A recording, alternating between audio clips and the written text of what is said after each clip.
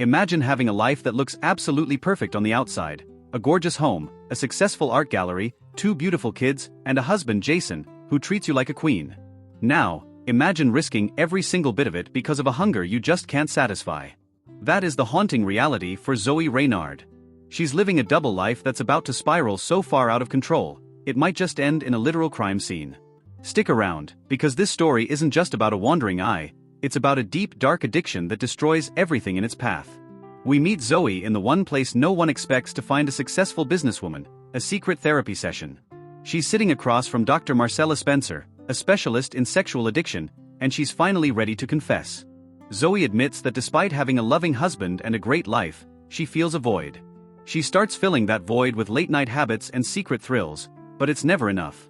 She's looking for a spark, and unfortunately, she's about to find a forest fire. Enter Quentin. He's a talented, moody, and incredibly charming artist that Zoe's assistant, Brina, discovers. When Zoe meets him at an art show, the chemistry isn't just there, it's explosive. They exchange looks that say way more than their words do. Zoe tries to tell herself she's just interested in his talent for her gallery, but deep down, we all know where this is heading. She even tries to play the good wife, lying to her mother about going to the grocery store just so she can sneak off to secret clubs. It's that classic just one more time mentality that marks the beginning of a total meltdown. The tension reaches a breaking point when Zoe visits Quentin's studio to sign him to a contract. He's bold, he's seductive, and despite a tiny moment of resistance, Zoe gives in. This isn't just a one-night mistake, it's the start of a full-blown affair. But here's the thing about double lives: they're exhausting to maintain. Soon, Zoe is missing her son's soccer games and blowing off massive business clients like the wealthy Balthazar Cran. Her professional world is cracking, her family is feeling the distance, and the guilt is eating her alive. But every time she tries to end it, Quentin pulls her back in with his own sob story about his past. And the craziest part? One lover isn't enough.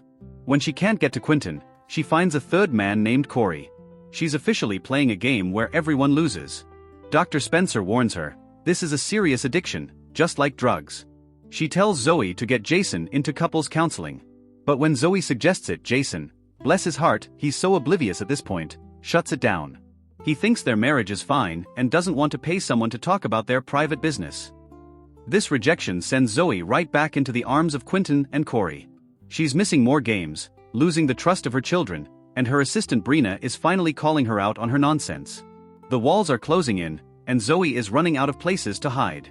Things get weirdly personal when Jason, who is a contractor, actually goes to Quentin's studio for a business meeting. Imagine the absolute terror Zoe feels, hiding in the shadows while her husband and her lover talk shop just feet away. Jason almost sees a hidden painting Quentin made of Zoe in a very private pose, but he gets a phone call at the last second. Talk about a heart-stopping moment. But the luck eventually runs out. Jason isn't a fool, he notices the late nights and the lies. The kids start noticing, too, eventually telling Zoe they don't even want her to come to the movies with them. When your own children stop wanting you around, you know you've hit rock bottom.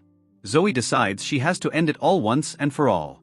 She sets up a meeting with Quentin and Corey together, which, let's be honest, was a recipe for disaster. Corey gets aggressive, Quentin gets violent, and suddenly there's a glass sculpture being smashed over Corey's head. Quentin turns that aggression toward Zoe, chasing her through the studio like a villain in a horror movie. Just as he's about to hurt her, Jason bursts through the door. He's known for a while, and he's done playing nice. He saves her, but the look in his eyes says it all: you're dead to me. In a moment of pure despair, Zoe tries to walk into oncoming traffic, but Jason saves her life one last time. The aftermath is heavy. Zoe ends up in the hospital, her gallery closes down, and her family is shattered. In her recovery, we get a glimpse into her past, a traumatic childhood event that planted the seeds for her addiction. It doesn't excuse what she did, but it finally explains the why. Months later, she joins a support group. In a heart-wrenching scene, she opens up about her trauma and her addiction while Jason listens from the hallway.